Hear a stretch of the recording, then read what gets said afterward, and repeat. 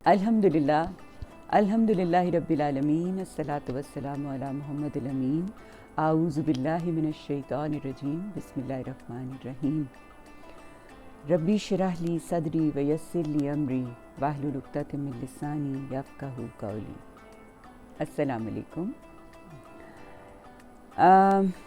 गुज़श्ता से पेवस्ता हम ज़िक्र के हवाले से बातचीत कर रहे थे। कुरान में जो ज़िक्र के हवाले से आयात आई हैं हमने उनका मुताला किया, जिसमें हमने देखा कि अल्लाह ताला ने ज़िक्र के हवाले से क्या हुक्म दिया है, उसकी तरगीब के हवाले से क्या कहा है, और उसके साथ साथ जब कोई ज़िक्र करता है तो उससे क्या उसकी पर्सनैलिटी पे उसकी ज़िंदगी पे क्या असरात होते हैं। तो ये सब चीज़ें हमने पहले मरहले में देखी। पिछले 2 लेक्चर्स हमारे इनके हवाले से थे। आज हमने जो ज़िक्र के हवाले से आयात निकाली हैं उनमें हमने ये देखना है कि जब हम अल्लाह का ज़िक्र करते हैं तो उससे हमारी ज़ात पे क्या असर पड़ता है। यानी हम अंबिया की मिसालों से देखेंगे और कुरान में आयात को देखेंगे कि जब हम ज़िक्र करते हैं तो उसका हमारी ज़ात पे क्या असर पड़ता है। उसके अलावा हमने आज देखना है कि जो ज़िक्र से गुरेज़ा लोग होते हैं, यानी जो ज़िक्र को पसंद नहीं करते, जो ज़िक्र से भागते हैं, जो अल्लाह से कनेक्ट नहीं करना चाहते, उन लोगों का क्या मामला होता है। और आखिर में हम ये देखेंगे कि जो सच्चे ज़ाकिरीन होते हैं, जो दिल की तमाम गहराइयों से अल्लाह से कनेक्ट करते हैं, अल्लाह का ज़िक्र करते हैं, उनके साथ अल्लाह का मामला क्या होता है और इस ज़िक्र से क्या नतीजा निकलता है। आज हम इनके हवाले से आयात को देखेंगे। फिर से एक दफ़ा आपको बता दूं कि ज़िक्र जो है वो क्या है। ज़िक्र जो है कुरान पाक के में जो अल्लाह ताला ने इसको मुख्तलिफ़ जो सूरतें हैं उनमें बताया, तो उसमें पहले सबसे नमाज आती है, फिर उसके बाद कुरान आता है, फिर उसके बाद अल्लाह ताला की जो हम बड़ाई बयान करते हैं, जो हम उसकी तस्बीह करते हैं, वो आता है इसमें। उसके बाद हम जो दुआएं करते हैं, जो नबी पाक की सिखाई हुई दुआएं हैं, जो हमारे दिल से निकलती है दुआ, ये भी ज़िक्र है। और सबसे आखिर में जो मैंने आपको बात बताई थी कि ये एहसास कि अल्लाह हर वक्त मुझे देख रहा है, ये एहसास कि अल्लाह ताला जो है वो मुझ पे छाया हुआ है, वो मेरी हर चीज़ को जानता है, मैं उससे कोई चीज़ भी छुपा नहीं सकती। मैं तन्हाई में कुछ करूं या सब लोगों के सामने जो कुछ भी करूं, अल्लाह ताला मेरी हर चीज़ को देख रहा है। जब हम इस एहसास के साथ जी रहे होते हैं तो हम एक्चुअली ज़िक्र की हालत में होते हैं, हम इबादत की हालत में होते हैं। तो आज हम देखते हैं कि ज़िक्र के हवाले से, उसके असर के हवाले से कौन सी आयत है जो हमारी रहनुमाई करती है। इसमें सबसे पहले जो मैं आपके साथ शेयर करना चाहूँगी, सूरत आराफ की आयत 200 और 201। बिस्मिल्लाहिर्रहमानिर्रहीम। फरमाया, अगर तुम्हें कोई उकसाहट शैतान की तरफ से आ जाए तो अल्लाह की पनाह चाहो, इसलिए कि वो सब कुछ सुनने और जानने वाला है। याद रखो, जो खुदा तरस हैं उन्हें जब शैतान की छूत लाहक होती है तो फ़ौरन अपने परवरदिगार का ध्यान करते हैं और दफ़तन इससे उनका दिल रोशन हो जाता है। यानी जब वो खुदा का ज़िक्र, खुदा का ध्यान करते हैं तो शैतान की उकसाहट, शैतान जो उनके ऊपर हमला करता है, जो सारा वक्त इस कोशिश में रहता है कि वो इंसान को डिट्रैक्ट करे, वो उसके ज़ेरे असर आने से बाहर आ जाते हैं। तो ये एक बड़ी बात है कि हम शैतान के, जो कि खून में हमारे दौड़ता है और जो कि हमारे हर मामले में कोशिश में मसरूफ़ रहता है कि वो हमें डिट्रैक्ट कर दे, उससे निजात पाने के लिए, उसके हमले से बचने के लिए हम अगर अल्लाह की याद, अल्लाह की तरफ ध्यान, परवरदिगार की तरफ अपना मुँह कर लेते हैं तो वो आपको तंग नहीं कर सकता, वो आपसे भाग जाता है और हमारा दिल اس یاد سے دفتن روشن ہو جاتا ہے، دیٹ مینس کہ اس دل کے اندر شیطان در آنے کا دروازہ بند ہو جاتا ہے۔ تو یہ ذکر کا اثر ہے جو ہمارے اوپر ہوتا ہے۔ اللہ ہمیں توفیق دے کہ ہم یہ ذکر کریں اور ہمارے دل جو ہیں اس سے اطمینان پائیں، اور ہمارے دلوں پہ شیطان کا حملہ جو ہے اس سے ہماری بچت ہو سکے۔ اس کے بعد دوسری چیز جو ہم نے دیکھنی تھی وہ تھی کہ ذکر سے گریزاں کون لوگ ہوتے ہیں۔ ہم نے ظاہر کہ ذکر جس کو اللہ تعالیٰ نے حکم دیا کہ ہم اسے کریں، اور نماز کی صورت میں ہمیں پتہ ہے کہ 5 وقت ہم نے اللہ کے حضور حاضری دینی ہوتی ہے، یہ ذکر کی سب سے اصل فارم ہے۔ جب ہم اس سے گریزاں ہوتے ہیں، جب ہم اللہ کی بڑائی بیان کرنے سے گریزاں ہوتے ہیں، جب ہم اس محفل سے گریزاں ہوتے ہیں جس محفل میں اللہ کا ذکر کیا جاتا ہے، تو اس کا نتیجہ کیا نکلتا ہے؟ اس کا نتیجہ یہ نکلتا ہے جو ذکر سے گریزاں ہوتے ہیں اس کے لیے اللہ تعالیٰ نے فرمایا سورۃ نساء کی آیت 142-143، اس میں اللہ تعالیٰ نے بتایا ہے کہ جو ذکر سے گریزاں لوگ ہیں ان کی کیا کیفیت ہوتی ہے اور ان کے ساتھ کیا معاملہ ہونے جاتا ہے۔ تو بسم اللہ الرحمن الرحیم فرمایا، یہ منافق خدا سے دھوکہ کرنا چاہتے ہیں۔ ہم سب جانتے ہیں منافق وہ ہوتا ہے جو کہتا کچھ ہے اور کرتا کچھ ہے۔ تو منافقین جو ہیں ان کے بارے میں ہم جانتے ہیں کہ وہ جہنم کے سب سے آخری درجے میں ہوں گے۔ تو یہ بتایا کہ منافق خدا سے دھوکہ کرنا چاہتے ہیں، درا حالانکہ اسی نے انہیں دھوکے میں ڈال رکھا ہے۔ یعنی وہ سمجھتے ہیں کہ ہم لوگوں کے سامنے کوئی اور بات کر دیتے ہیں تو ہمارے بڑے اچھے معاملات ہو جاتے ہیں، لوگ ہمارے بارے میں اچھی رائے رکھنے لگ جاتے ہیں، اور اس طرح سے ہم خدا کو بھی دھوکہ دے لیتے ہیں اور انسانوں کو بھی دھوکہ دے لیتے ہیں، حالانکہ خدا کو وہ دھوکہ نہیں دے سکتے۔ وہ تو خود دھوکے میں ڈلے ہوئے ہیں، کیونکہ جب اس طرح انسان کرتا ہے تو پھر خدا اس کی رسی دراز کر کے خدا ان کو ان کے حال پہ چھوڑتا ہے، تو پھر وہ دھوکے میں ڈالے ہوئے ہوتے ہیں۔ فرمایا تم انہیں دیکھتے ہو، یہ جب نماز کے لیے اٹھتے ہیں تو جی ہارے ہوئے محض لوگوں کو دکھانے کے لیے اٹھتے ہیں اور خدا کو کم ہی یاد کرتے ہیں۔ ہم جانتے ہیں ہمارے ارد گرد بہت سے ایسے لوگ ہوتے ہیں جو نماز کے لیے رغبت نہیں رکھتے، ان کے دل میں نماز کے لیے بہت خواہش نہیں ہوتی، لیکن پھر بھی وہ نماز کے لیے اٹھ جاتے ہیں اکسائے ہوئے دل میں۔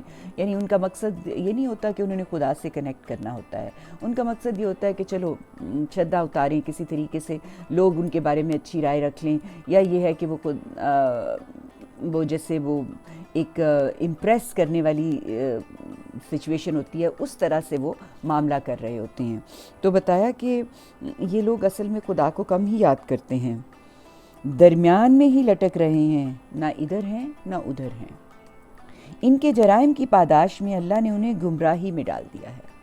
یعنی اب ایک ہوتا ہے نا کہ آپ کے اندر لپک ہوتی ہے، آپ چاہتے ہیں کہ آپ کو اللہ تک رسائی ہو، اللہ کے ساتھ ہمارا کنیکشن ہو، ہم اس کے راستے کو سمجھیں، اس کا ذکر کر کے ہوئے اس کو جانیں، یہ ہم چاہتے ہیں۔ لیکن کیا ہوتا ہے کہ جب ہم صرف دکھاوے کے کام کر رہے ہوتے ہیں، جب ان فیکٹ ہم اللہ کے ساتھ رابطہ نہیں کر رہے ہوتے، تو اس کا نتیجہ کیا نکلتا ہے کہ پھر ہم گمراہ ہو جاتے ہیں، ہمارا رستہ خراب ہو جاتا ہے، ہمیں رستے کی سمجھ نہیں آتی، اور وہ گمراہی پہ گمراہی بڑھتی جاتی ہے۔ یعنی پہلا سٹیپ ہم اٹھاتے ہیں کہ ہم توجہ نہیں دیتے، اور پھر اس کے بعد گمراہی کا ایک لامتناہی سلسلہ ہوتا ہے جو شروع ہو جاتا ہے۔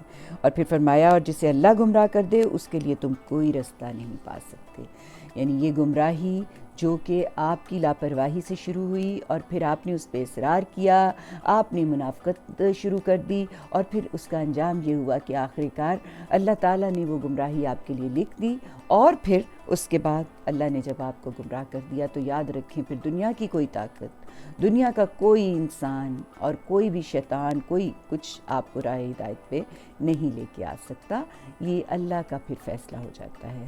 اللہ سے دعا ہے کہ اللہ کبھی بھی ہمیں ان لوگوں میں شامل نہ کرے۔ تو ذکر سے گریزاں لوگوں کے بارے میں نے آپ کو بتایا، اور اس کے ساتھ ساتھ یہ بھی بتایا کہ یہ یاد دہانی جو ہے نا، یہ نفع اسی کو دیتی ہے جو اللہ سے ڈرتا ہے۔ یعنی تقویٰ والے لوگ ہیں جو اس یاد دہانی سے فائدہ اٹھا سکتے ہیں۔ جو دل میں گریزاں ہیں، ان کے دل میں تقویٰ نہیں، یعنی خدا کا ڈر نہیں، تو پھر یہ سمجھ لیں کہ یہ لوگ جو ہیں یہ ان کو یاد دہانی کوئی فائدہ نہیں دے گی، یہ دکھاوے کی یاد دہانی ہے جس کا ان کو کوئی فائدہ نہیں ہوگا۔ اس کے علاوہ بتایا کہ سچے ذاکرین جو ہوتے ہیں، یعنی جو اللہ کا ذکر کرتے ہیں پورے دل اور خلوص کے ساتھ، وہ کون سے لوگ ہیں؟ وہ سورۃ نور کی آیت 37 میں اللہ تعالیٰ نے ان کو ایک تمثیل کے ذریعے بیان کیا ہے۔ بہت ہی خوبصورت آیات ہیں یہ سورۃ نور کی، جس میں اللہ تعالیٰ نے ایک تمثیل کی صورت میں یہ بتایا ہے کہ وہ کون سے لوگ ہیں جو کہ سچے ذکر کرنے والے ہیں۔ ان کی خصوصیات تو ہم پہلے دیکھ بھی چکے تھے، اس میں بتایا کہ ان کا معاملہ کیا ہونا ہے، اللہ تعالیٰ ان کے ساتھ کس طریقے کا ان کے ساتھ ڈیل کریں گے۔ تو سورۃ نور کی آیت 37 میں اللہ تعالیٰ فرماتے ہیں، بسم اللہ الرحمن الرحیم، اللہ یہ تمثیلیں لوگوں کی رہنمائی کے لیے بیان فرماتے ہیں اور اللہ ہر چیز سے واقف ہے۔ فرمایا یہ روشن چراغ یعنی یہ تاک جس کا اوپر تمثیل میں ذکر ہو رہا ہے، ان گھروں میں ہیں جن کی نسبت اللہ نے حکم دیا کہ تعمیر کیے جائیں، یعنی جہاں عبادت کی جائے اللہ کی، یعنی مسجدیں تعمیر کی جائیں اور ان میں ان کے نام کا ذکر کیا جائے۔ ان میں وہ مردان حق صبح شام اس کی تسبیح کرتے ہیں جن کو تجارت اور خرید و فروخت اللہ کی یاد اور نماز کے اہتمام اور زکوٰۃ کے ادا کرنے سے غافل نہیں کرتی۔ یعنی اللہ تعالیٰ کے ذکر کرنے والے لوگوں کو اللہ تعالیٰ نے یہ فرمایا کہ ان کو حکم دیا کہ وہ تعمیر کریں ایسے گھر جس میں اللہ کی عبادت کی جائے، یعنی مساجد تعمیر کی جائیں، اور اس میں بتایا کہ ان کے اندر جو مردان حق یعنی حق پہ قائم لوگ جو صبح شام اس کی تسبیح کرتے ہیں، کہاں پہ؟ ان مساجد میں، وہ جگہ جو انہوں نے فکس کی ہوئی ہے اللہ تعالیٰ کی عبادت کے لیے، وہاں پر وہ اکٹھے ہوتے ہیں اور وہ اللہ تعالیٰ کی عبادت کرتے ہیں، تسبیح کرتے ہیں صبح شام۔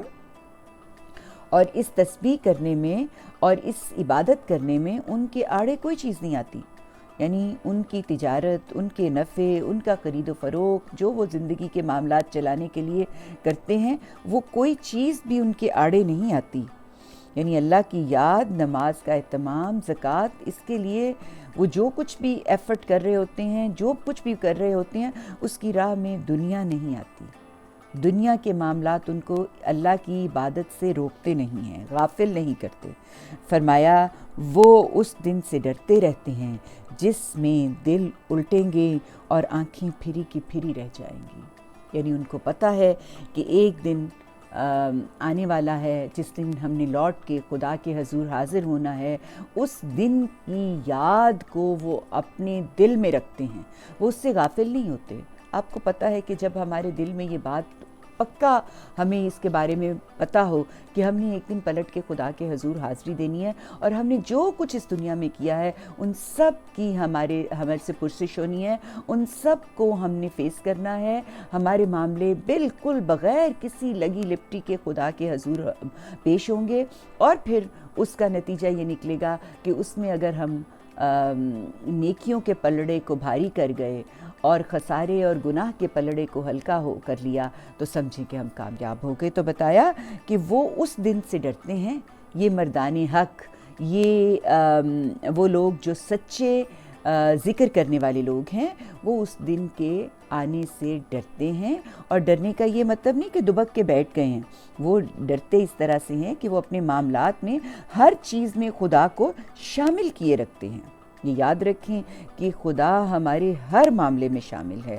دو لوگ سرگوشی کرتے ہیں تو تیسرا خدا وہاں موجود ہوتا ہے، چار لوگ بات کر رہے ہیں چھپ کے تو پانچواں خدا وہاں موجود ہوتا ہے، اور ہم اکیلے بھی ہوتے ہیں تنہائی میں تو خدا ہمارے ساتھ ہوتا ہے۔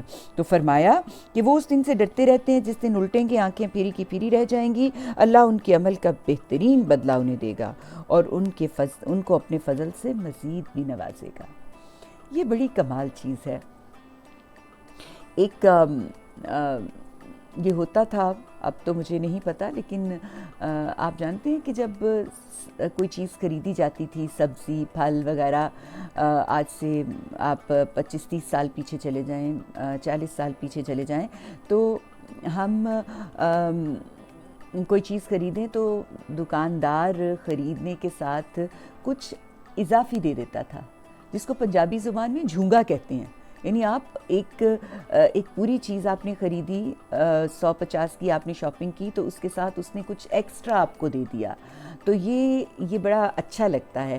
لیکن خدا اللہ کہہ رہا ہے کہ تم میرے پاس جو کچھ بھی لے کے آؤ گے اس کے بدلے میں تمہیں جنت دوں گا، لیکن اسی پہ ہی نہیں جو تم لے کے آئے ہو میں اس کا بدلہ دوں گا، بلکہ میں اس سے اضافی بھی تمہیں دوں گا.